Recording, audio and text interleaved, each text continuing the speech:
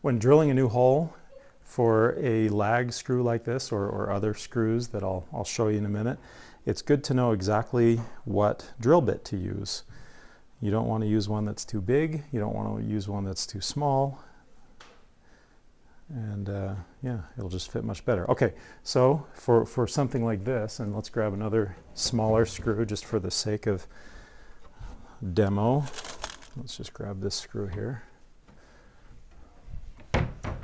Okay, we want to know what drill bit to use on both of these. Okay, so the first thing that I'll mention is that it depends if you're drilling into hardwood or softwood. So a wood like this is pine, just a what is that, a 2x6 or a 2x8, I guess, and that's a very soft wood. You're going to want to take note of that versus a hardwood, and that'll be important in a second. So if you're drilling into something like this is a hardwood, and that's or a lot harder than pine anyway, and so that'll you'll take that into account. Okay, so grab caliper, make sure that your caliper is zeroed, and you have, let's start with the small one. You have two very important dimensions that you want to know. So the first one, make sure that you use this flat surface right here, not the sharp part of the caliper, but the flat one. And you get the overall diameter of the screw right there. So that's the thread diameter. So if I were to use a drill bit that was 165, so there's the 1, so we know it's 165 thousandths of an inch is the overall thread diameter of that screw. If I were to use a drill bit that's 165 thousandths or larger, that screw is just going to pass right through, and those threads won't have any bite into that wood. So if I'm smaller than 165 thousandths with my drill bit, those threads are going to have some bite. But how much smaller do we go? Okay, now we're going to use the sharp part of the caliper right there, and we're going to do what's called the shank diameter. So there's, you can see the sharper. I'm going into the shanks, in through the threads to the shank, the inner kind of cylinder of the thread, inner structure, I don't know what you call it. It's the shank of the screw. We have 123 thousandths. So again, we have the shank diameter is 123 thousandths, and the thread diameter, we're going to go back to the flat part, the thread diameter is 165. So if our drill bit that we use is somewhere between 165, or I guess 123 and 165, somewhere in there, these threads will have something to bite. Now, how do you know if you're going to favor the 165 side or the 123 side? And that's the hardness of the wood. So if it's something like pine, a very soft wood, we're gonna do something like maybe 130 thousandths. We're going to find a bit that's maybe 130, 140 thousandths, somewhere in there, and that will be about right for this particular screw.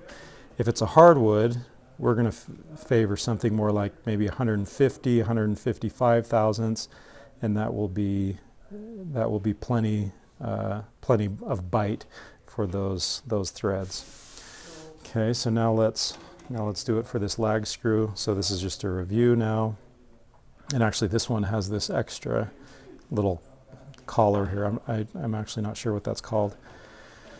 So okay, so our maximum diameter of a drill bit for this lag is going to be 430 thousandths. Anything larger than that, and the threads are going to have no bite. Now I'm going to go into the shank right there. The shank diameter is 340. So 340 up to 430. About 340 or so. So again, if it's a softwood, I'll do something like 360, 370, somewhere in there. That's about maybe 390. Anywhere in there for a softwood, your drill bit's going to work. Hardwood, I'll probably be more like maybe 410. Then for this collar, you're gonna want to use your depth. Maybe you can put a piece of tape on your drill bit. You can use a drill bit at that point of, well, up here it's 420 or so that you don't go too deep and cut out wood that the threads are going to have no bite into. Okay, so last step in this is actually choosing the drill bit. So let's say we're drilling that into a hardwood. Why not? Okay, so 1/4 inch, of course, that's 250 thousandths. And on these, you could just do the math. You could pull out your calculator, and you could calculate what's 5 divided by 16, and you would get, well, this is measuring at 310, and I think I said 330 was the, what was it, or 340, something like that, was the shank diameter. So even that one's too small. So let's go to this one, see what that is. It's 320. Let's try this one. 350.